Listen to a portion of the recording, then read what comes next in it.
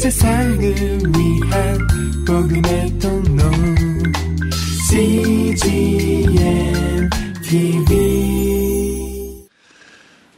저희들은 몇 번에 걸쳐서 니고데모를 통해서 기독교의 핵심 진리인 거듭남에 대해서 연속적으로 말씀을 드렸습니다. 정말 거듭난다는 것은 무엇일까? 예수님은 물과 성령으로 거듭나는 것이 진짜 거듭나는 것이다. 지적으로, 세상적으로, 인간적으로 거듭나는 것은 그건 거듭나는 것이 아니다. 이렇게 말씀해 주셨습니다. 그러면 거듭남의 실체는 무엇인가? 요한복음 3장 16절이 거듭남의 실체라는 것이죠. 이 요한복음 3장 16절의 내용을 받아들이고 믿을 때, 그것을 정말 그 말씀이 내 안에 들어왔을 때 그것이 거듭남의 실체라고 하는 것입니다. 이 요한복음 3장 16절의 말씀을 우리가 생각하고 듣고 그 말씀을 묵상할 때 나도 모르는 사이에 감격이 되고 눈물이 되고 그 사랑이 믿어지고 받아들여지고 그러면서 내 안에 어떤 변화가 일어나는 것을 경험하는 것입니다. 이것을 우리는 가리켜 거듭났다라고 말하는 것이죠. 이런 의미에서 거듭남의 주제는 내가 거듭났다가 아닙니다. 우리는 보통 내가 거듭났다. 당신은 거듭났습니까? 또 언제 거듭났습니까? 언제 거듭났느냐? 이것이 중요한 것이 사실은 아닙니다. 거듭남의 주체는 내가 아니라 하나님이십니다. 하나님이 나를 거듭나게 하신 것이 중요한 것이지 내가 거듭난 것, 내가 중요한 것이 아니라는 것이죠. 대부분의 많은 사람들이 거듭남의 갈등을 느끼는 것은 내가 거듭나야 된다고 생각하기 때문에 부담스럽고 힘들고 어렵다는 것이죠. 요한복음 3장 16절이 거듭남의 실체라고 한다면 요한복음 3장 16절은 무슨 내용을 담고 있는가? 그 주제는 무엇인가? 한마디로 말하면 요한복음 3장 16절은 하나님의 사랑입니다. 네 가지로 볼 수 있는데 첫째는 하나님의 사랑이 얼마나 크고 위대한가를 16절에서 보여주고 있지요. 하나님의 사랑이 태양이라고 말한다면 인간의 사랑은 촛불이나 반딧불과 같을 것입니다. 하나님의 사랑은 이렇게 크고 엄청나고 상상할 수 없이 위대한 것입니다. 그래서 우리는 그 사랑 앞에 녹아질 수밖에 없습니다. 하나님의 사랑은 절대적인 것입니다. 인간의 사랑은 반대로 상대적인 것입니다. 그래서 인간의 사랑은 목마른 사랑이고 인간이 사랑하면 사랑할수록 갈등이 있는 거예요. 하나님의 사랑은 이런 의미에서 구원입니다. 왜냐하면 그것은 절대적이고 완전한 것이고 그것보다 더 큰 것이 없기 때문에 그렇습니다. 찬송가 404장을 혹시 기억하십니까? 하늘을 두루마리 삼고 바다를 먹물 삼아도 하나님의 사랑을 다 기록할 수 없습니다. 이 표현이 얼마나 좋은지 모르겠어요. 이 하늘을 종이로 삼고 바다를 잉크로 삼겠다는 거예요. 그래서 잉크를 찍어가지고 그 하늘이라는 종이에다가 하나님의 사랑이 얼마나 크고 넓고 깊고 위대한지를 다 써도 못 쓰겠다는 고백입니다. 하나님의 그 크신 사랑 어찌 다 쓸까? 저 하늘 높이 쌓아도 채우지 못하리. 하나님의 크신 사랑 측량 다 못하여 영원히 변치 않는 사랑 성도여 찬양하세요. 이것이 요한복음 3장 16절에 나타난 하나님의 사랑의 첫 번째 모습입니다. 두 번째 모습은 하나님의 사랑은 무한하고 영원하다라고 하는 것입니다. 인간의 사랑은 반대로 순간적이고 일시적입니다. 우리가 하나님의 사랑에 대해서 안심하는 것은 하나님 사랑보다 더 위대하고 큰 것이 없기 때문이요. 두 번째는 하나님의 사랑은 무한하고 영원하기 때문에 그 사랑은 안심입니다. 독생자를 주신 사랑의 그 가치와 무게는 무엇과도 비교할 수 없습니다. 끝이 없고 깊이가 없습니다. 하나님의 사랑은 이런 의미에서 시간과 공간을 초월합니다. 시간과 공간을 초월하면 허무에 빠지게 됩니다. 시간이 없다, 공간이 없다 그러면 무로 갑니다. 이 무는 허무한 것입니다. 그러나 하나님의 사랑은 허무하지 않습니다. 시간을 초월할수록, 공간을 초월할수록 그 안에는 하나님의 사랑으로 가득 차 있기 때문에 시간을 느껴지지 않고 공간을 느껴지지 않는 것 뿐입니다. 그래서 그 사랑은 나를 구원하는 것이죠.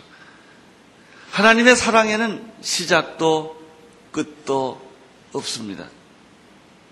모든 시대와 모든 역사와 모든 민족을 초월하여 하나님의 사랑은 여러분과 나에게 전달되었습니다.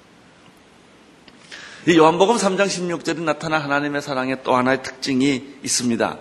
그것은 자신을 포기하고 주는 사랑이라고 하는 것입니다. 우리의 사랑의 본질은 주는 사랑이 아니라 받는 사랑입니다. 우리의 사랑의 본질은 자기를 희생하고 포기하고 죽이는 사랑이 아니라 다른 사람을 죽이고 내가 사는 사랑의 특징이 있습니다. 하나님의 사랑은 어떤 것입니까? 자기의 아들, 독생자 예수 그리스도를 십자가에서 죽였던 사랑입니다. 아낌없이 주는 나무처럼 하나님은 자기의 모든 것을, 심지어 하나님 됨을 포기하면서 주는 사랑입니다. 십자가의 사랑이란 하나님 자신이 죽었다는 이야기입니다. 하나님 자신이 모든 것을 잃었다는 얘기고 포기했다는 이야기입니다. 하나님의 사랑의 특징이 여기에 있습니다. 네 번째, 요한복음 3장 16절에 나타난 하나님의 사랑은 어떤 사랑입니까? 내가 이 부분을 참 제일 좋아하는데요. 하나님의 사랑은 신실하시고 변함이 없다는 거예요. 우리의 사랑의 불안은 뭐예요? 지금 사랑하지 않는다는 것이 아닙니다. 사랑의 열정과 강도가 없다는 것도 아닙니다. 죽을 만큼 우리도 사랑할 때가 있어요. 그런데 변한다는 것입니다. 영원하지 않다는 거예요. 변덕이 많은 게 내 사랑의 고민입니다. 지금은 확실하게 사랑하지만 내일은, 미래는 내 사랑을 아무 누구도 보장할 수가 없습니다. 우리의 사랑은 이혼으로 끝날 수가 있는 것이기 때문에. 어떤 부부가 잘 살다가 이혼하게 됐습니다. 부인이 자꾸 이혼하자는 것입니다. 남자가 그 부인이 이혼하자는 것을 받아들일 수가 없습니다. 내가 당신을 이렇게 사랑하고 왜 당신은 나한테 이혼하고자 하느냐? 내가 당신에게 집도 자동차도 옷도 먹을 것도 다 내가 최선을 다해서 하지 않느냐? 그랬더니 이 부인이 이렇게 말했다고 합니다. 당신 말이 옳소. 당신은 나에게 집도 자동차도 먹을 것도 옷도 정말 다 잘해줬습니다. 그러나 단 한 가지를 안 했습니다. 당신 자신을 나한테 준 적이 한 번도 없습니다. 이런 얘기를 했다는 것이죠. 그래, 우리는 옷도 주고 집도 주고 자동차도 주고 돈도 주고 다 주지요. 그리고 사랑한다고 그래요. 그러나 이 여자가 원했던 것은 그런 것이 아니라 왜 당신은 당신 자신을 한 번도 나한테 주어본 적이 없느냐. 여러분, 하나님은 자기를 다 주셨습니다. 자기의 아들 독생자까지 자기를 주는 건 쉽습니다. 나보고 죽으라고 하면 죽는데 내 아들 죽이라고 그러면 나는 괴롭습니다. 사랑의 깊이는 내가 죽는 것보다는 내가 사랑하는 사람을 죽이는 게 어려운 것이죠. 이게 하나님의 사랑입니다. 그래서 이 하나님의 사랑을 우리는 다른 말로 가장 위대한 선물이라는 표현을 씁니다. 요한복음 3장 16절은 하나님이 인간에 주신 선물이다. 이 선물의 세 가지 특징이 3장 16절에 나타납니다. 그 선물은 최상의 선물이다. 그래서 그 선물의 가치가 있습니다. 하나님이 내게 주신 이 사랑의 선물보다 더 위대한 가치, 더 위대한 것은 없다. 최상의 선물이었기 때문에 그것은 나를 구원하는 사랑이었다.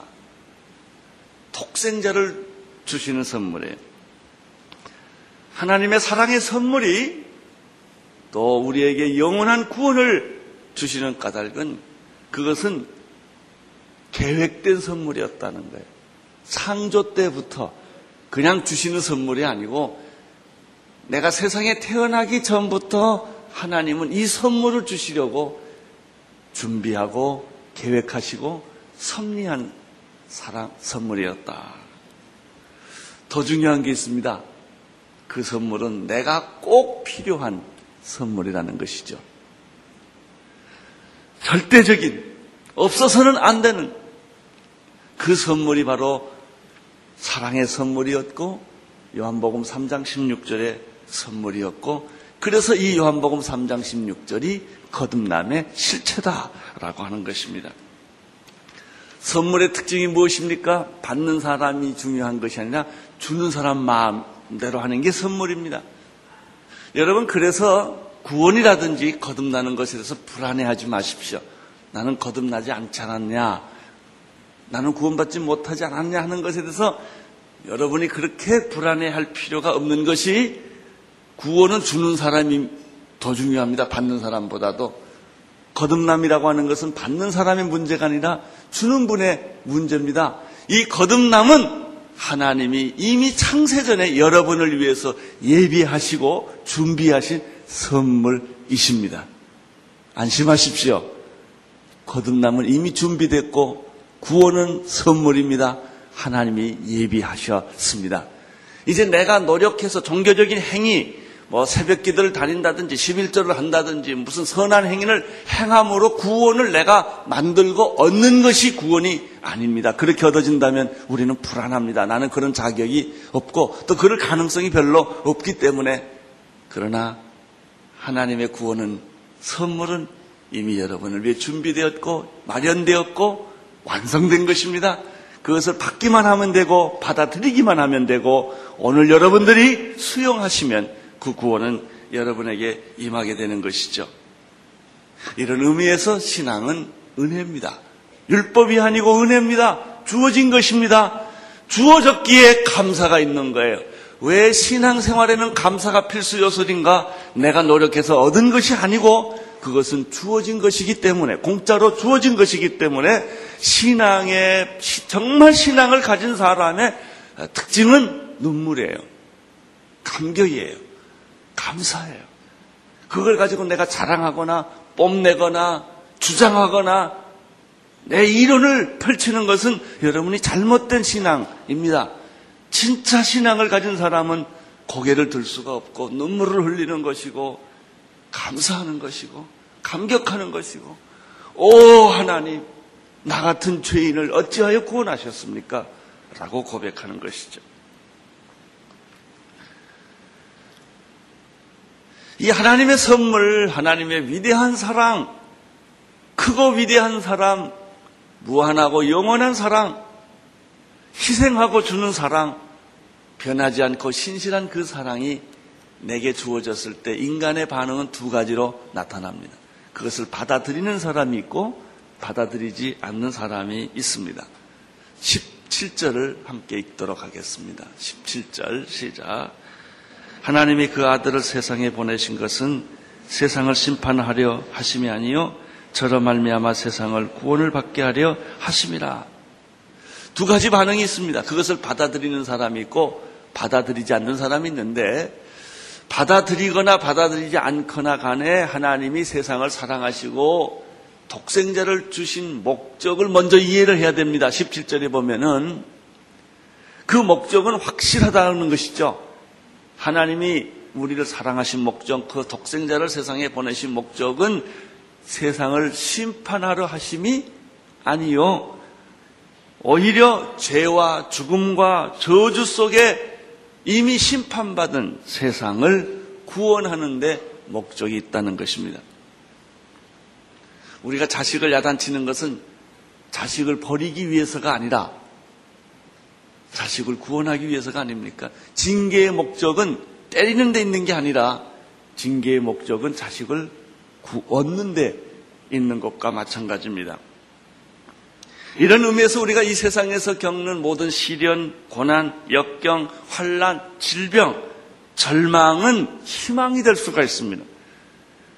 이런 모든 저주스러운 사건, 내 인생 주변에 일어나고 있는 많은 고난과 해석할 수 없는 것과 저주스러운 사건은 그것을 하나님이 나를 죽이고 심판하고 파멸시키기 위한 것이 아니라 나를 구원하기 위해서였다라고 하는 것이죠. 그래서 고난은 의미가 있습니다. 시련도 의미가 있습니다. 징계도 의미가 있습니다. 채찍도 의미가 있어요. 질병도 의미가 있는 까닭은 구원이기 때문에, 희망이기 때문에, 나를 하나님이 버리시려고 이렇게 하신 것이 아니라 나를 구원하시기 위하여 십자가가 있다는 것이죠. 18절을 보십시오. 시작. 저를 믿는 자는 심판을 받지 아니하는 것이요 믿지 아니하는 자는 하나님의 독생자를 믿지 아니하므로 벌써 심판을 받은 것이니라. 하나님의 목적은 무엇입니까? 심판이 아니라 구원이다. 포기하는 것이 아니라 내가 너를 얻는 것이다. 여러분 안심하시기를 바랍니다. 구원은 내가 얻는 게 아니라 하나님이 주시는 것입니다. 구원의 목적은 심판하기 위해서가 아니라 나를 하나님이 우리를 심판하는 것이 목적이 아니라 구원하는 것이 목적이십니다. 두 가지 반응이 있다고 그랬습니다. 하나님의 구원과 사랑을 받아들이는 사람, 믿는 사람이 있고 그렇지 않는 사람이 있습니다. 근데 결과는 너무나 다르습니다. 믿는 사람과 믿지 않는 사람의 차이는, 사랑을 받아들이는 사람과 받아들이지 않는 사람의 차이는 하늘과 땅 차이입니다. 부부도 마찬가지입니다. 세상 관계도 마찬가지입니다. 내가 당신을 사랑했는데 사랑을 받아들이지 않으면 괜찮은 게 아니라 이혼입니다. 끝나는 거예요. 사랑해야 될 사람들이 사랑하지 않으면 괜찮은 게 아닙니다. 저주가 됩니다. 안 받아도 괜찮냐? 안 그렇습니다. 사랑을 받지 않으면, 사랑을 받으면 구원이지만 받지 않으면 그냥 괜찮은 게 아니에요. 끝나는 거예요.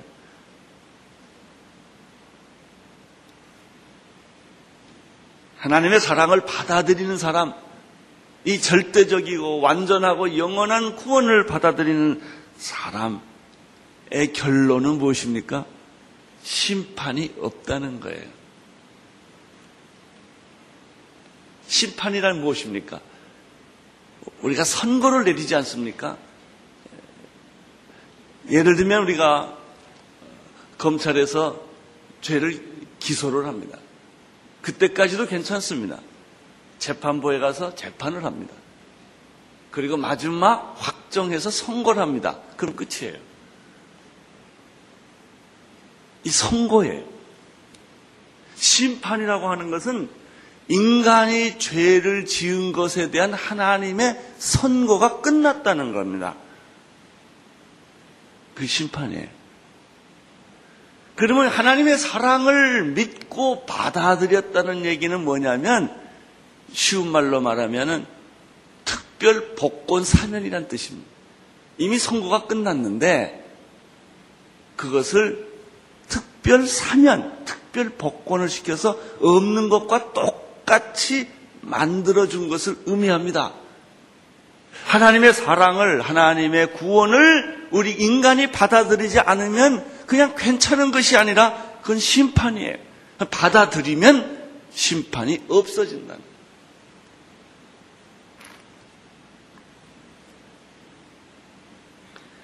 인간의 본질은 무엇인가? 에베소서 2장 1절에서 3절에 보면 네 가지를 설명하고 있습니다. 인간은 허물과 죄로 이미 죽은 존재다. 죽을 존재가 아니라 이미 죽은 존재입니다. 이 지구라고 하는 것은 이미 심판 안에 있습니다. 두 번째, 인간이란 어떤 존재인가? 세상 풍속을 따라다니는 존재입니다. 우리는 세상에 태어나면서부터 본질적으로 자꾸 세상을 따라가게 되어 있습니다. 세상을 안 따라가려고 그러면 그렇게 힘이 들어요. 죄를 안 지려면 그렇게 어려운 거예요. 왜냐하면 우리는 죄 짓게 되어 있고 본질상 세상 풍속을 따라가게 되어 있기 때문에 그렇습니다. 인간의 본질은 무엇인가? 공중 권세 잡은 사탄의 종로로 사게 되어 있습니다. 제일 쉬운 게요, 뭔지 아세요? 사탄 따라다니는 거예요. 그것이 본질상 쉽습니다. 내 본질이니까. 그리고 마지막으로 인간의 본질은 본질상 진노의 자식이었다, 이렇게 되어 있습니다. 죄로 인한 영적인 사형 선고를 아담 이후에 인간은 이미 받았습니다. 영원한 진노와 심판을 받을 존재이지만 오늘 19절의 말씀 그거 아니겠습니까? 그러나 그분을 믿는 사람은, 이 사랑을 받아들이는 사람은 이렇게 말하면요 조금 더 이해하기 어려워요. 예수를 믿는다 안 믿는다 이러면 굉장히 어려워요. 이렇게 설명을 해보죠. 여기 지금 폭탄이 터졌어요. 폭탄이 있는데 여기 문 하나가 있어요. 지쳐나가면 살고 있으면 죽는다, 그렇게 하면 쉬워요. 여러분, 예수를 믿는다는 것은 탈출한다는 거예요. 이미 당신이 저주와 죽음과 절망과 심판 안에 이미 있는데 여기 있으면 당신은 이제 죽게 되는데 말하는 거예요. 나가자고. 이것이 뭔지 아세요? 소돔과 고모라가 곧 심판하는데 하나님 음성을 들려주죠. 당장 아내와 애들 데리고 떠나라고. 집이 있는데요, 내 사업차가 있는데 그건 중요한 게 아니다. 오늘 당장 떠나라 이거예요. 그래서 롯이 자기 아내와 애들 데리고 떠나잖아요. 그 화려하고 매력 있는 도시를 버리고 떠나잖아요. 왜? 거기 있으면 죽으니까. 이게 구원입니다. 그런데 그 부인은 나중에 어떻게 돼요? 그 아름답고 매력있고 화려한 소돔과 고모라를 잊지 못해서 뒤돌아보다가 소금기둥 되지 않습니까? 이게 구원이에요. 누구든지 예수 그리스도를 믿는 사람은, 하나님의 사랑을 받아들이는 사람은 심판을 받지 않는다, 이렇게 되어 있습니다. 그러면 반대로 받아들이는 사람은 어떻습니까? 그러니까 롯이 말이죠. 소돔과 고모라가 심판당한다고 말을 했을 때 그 아내가 그 말을 정말 믿어졌을까요? 잘못 믿었을 겁니다. 에이, 어제도 괜찮았는데 오늘 무슨 일이 있겠냐 이거예요. 그 말을 잘 안 들어요. 저는 제일 성경에서 참 위대한 사람이 노아 할아버지라고 생각해요. 하나님 방주를 지라고 그랬는데 배 같은 방주를 지라고 그러면 짓기 쉬웠는데 한 번도 지어본 적이 사이즈가 안 맞아요. 전혀 본 일이 없는 사이즈의 배를 지내는 겁니다. 그것도 바다가 아니고 산에다가. 그것도 하루 이틀이 아니라 몇백 년 동안. 할 수 있겠습니까? 노아는 지었거든요. 이것이 믿음이에요. 어떻게 보면 믿음은 우리의 내가 늘 익숙한 이성, 경험, 상식, 내 사고방식 틀에 안 맞는 거예요. 왜? 이것은 하나님의 아이디어니까. 인간의 아이디어면 쉽게 이해할 겁니다.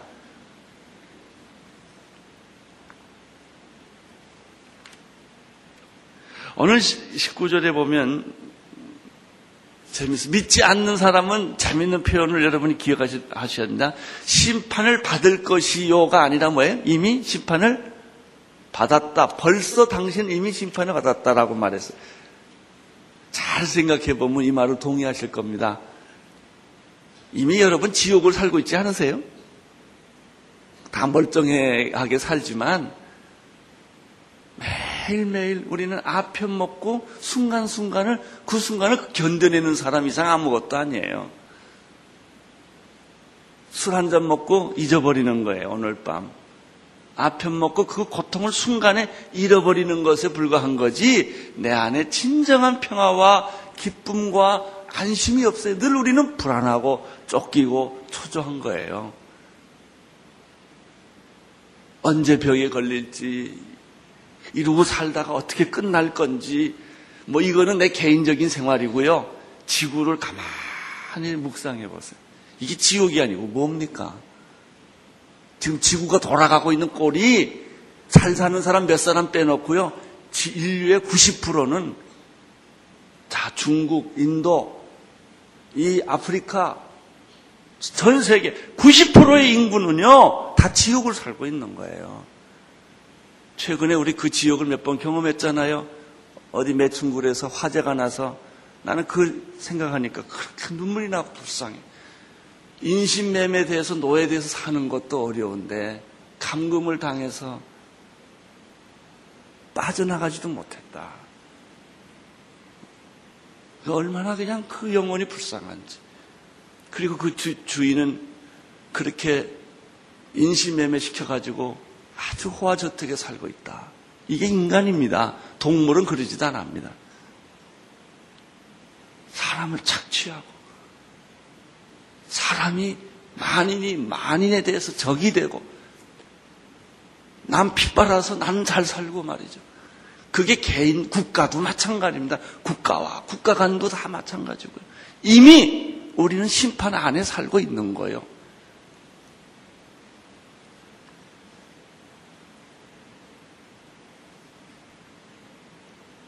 (18절) 19절을 읽어주십시오. 19절 시작.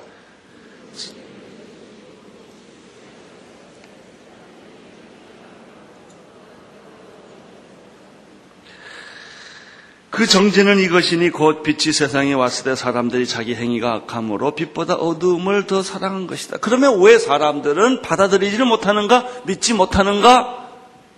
구원을 받지 못하는가? 몇 가지 이유가 있어요. 첫째는 믿지 않기 때문에, 받아들이지 않기 때문에. 그 이유는 인간의 오만 때문에 그렇습니다. 교만 때문에. 왜 이런 거 있잖아요. 기분 나쁘다 이거예요. 틀려서 안 믿는 게 아니에요. 잘못돼서 안 믿는 게 아니에요. 오만 때문에 안 믿는 겁니다. 여기가 그런 표현이에요. 19절을 보면요. 사람들은 자기 행위가 뭐함으로? 악함으로 이렇게 되어 있습니다. 선을 받아들이지 못하는 이유는 선이 잘못돼서가 아니라 내가 악하기 때문에 그래요. 오만하기 때문에, 교만하기 때문에. 악은 선을 거부합니다. 불의는 진리를 거부합니다. 어두움은 빛을 거부합니다. 요즘 우리 주변에 돌아가고 있는 많은 일들이 다 이런 것입니다. 몰라서 안 하는 것이 아닙니다. 내가 어둠 속에 있고 내가 부정을 행했고 내가 거짓말을 했기 때문에 빛으로 못 나가는 거예요. 몰라서 못 가는 게 아닙니다. 알면서도 못 가는 겁니다. 이것이 어둠의 속성이요, 불의의 속성이요, 악의 속성입니다. 19절을 다시 보십시오. 보면 두 번째, 빛보다 어두움을 더 뭐라고 그랬죠? 첫째는 어두움에 있기 때문이요. 내가 어둡기 때문이요. 이미 불의 안에 있기 때문이요. 깡패 조직 속에 있는 사람은요, 이게 잘못됐다고 생각해도 못 빠져나오는 거예요. 당신이 어두움 안에 있기 때문에 어두움을 사랑할 수밖에 없습니다. 다른 사람들이 시키는 대로 할 수밖에 없는 거예요. 그리고 그 세계에서 성공하려면 더 악을 저질러야 돼요. 거기서 착하면 못 살아납니다. 악의 세계에 있어서 좀 착하면 밀립니다. 다른 사람보다 더 악하고 더 잔인해야만 그 세계에서 자기가 생존할 수가 있습니다. 그래서 사람들은 자기 행위가 악함으로 빛보다 어두움을 더 뭐하게 되었다? 사랑하게 되었다. 그래서 빛을 받아들이지 못하는 거예요. 하나님을 믿지 못하는 까닭은 하나님이 잘못돼서가 아니라 내가 죄 안에 있기 때문에요.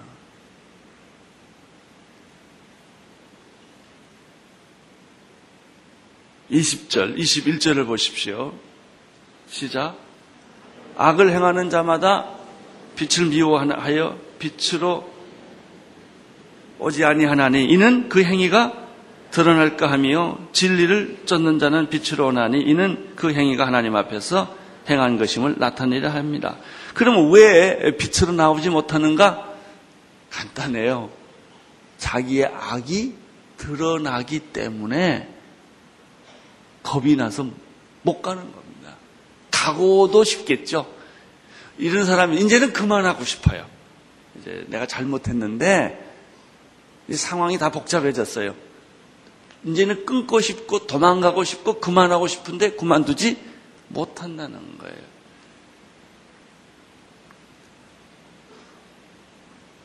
어둠에는 불안이 있습니다.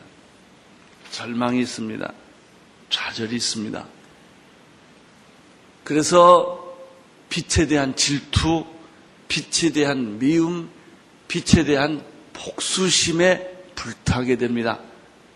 사람들이 하나님에 대해서 복수심, 하나님에 대한 분노, 신앙에 대한 분노, 교회에 대한 분노, 믿는 사람에 대한 분노를 갖는 까닭이 여기에 있습니다. 결론은 하나입니다. 오늘은 이 결론을 여러분에게 드리고 싶습니다. 결론은 하나입니다. 빛으로 나오셔야 합니다. 그 외에는 방법이 없습니다. 오늘 이 방 안에서 빠져나가셔야 삽니다. 소돔과 고모라에서 빠져나가야 살고요. 그 소돔과 고모라를 어떻게 고쳐보겠다. 그게 아닙니다. 빠져나가셔야 합니다. 지금 여기서 빠져나가지 않으면 당신은 악과 더불어 사탄과 더불어 심판과 더불어 그냥 죽게 되어 있습니다. 이것이 구원입니다. 그것이 요한복음 3장 16절의 얘기입니다. 그것이 거듭남의 이야기. 이 기쁜 소식을 온 세상에 전하세요. 이게 급합니다. 미룰 얘기가 아닙니다. 왜냐하면요, 오늘 이렇게 아침에 교회 나왔지만 미안합니다. 내일 죽을지 몰라요. 어저께도 저도 그런 아주 순박한 위기를 한번 겪었는데요. 여기 뒤에 차를 타고 올라가다가 앞차가 갑자기 스톱을 했어요. 막 하는데. 그래서 우리 차가 갑자기 급정거했어요. 아주 그냥 얼마 차이 없이 스톱을 했어요. 근데 뒤에서 끽끽 소리 나서 보니까 뒤에는 엄청난 덤프 트럭이 갑자기 스톱을 한 거예요. 그래서 이 차가 내가 이렇게 보니까 몇 번 덜컹덜컹 그러더라고. 갑자기 스톱하니까. 그러니까 그 차 뒤에 있는 차가 부딪힌 것 같더라고요. 아주 순간적으로 일어나는 일이기 때문에. 이런 일을 누가 미리 예방할 수 있겠습니까? 그게 나는 정직하게 운전해 가도요, 뒷사람이 술 먹고 들어오는데 어떡합니까? 당신이 아무리 좋은 자동차 타고 간다고 소용이 없어요. 이게 인생입니다. 그래서 급한 겁니다. 오늘 준비하십시오. 오늘 빛으로 나오십시오. 그래서 하나님의 영광스러운 이 은혜의 잔치 안에 들어오십시오. 온 세상을 위한 복음의 통로 CGN TV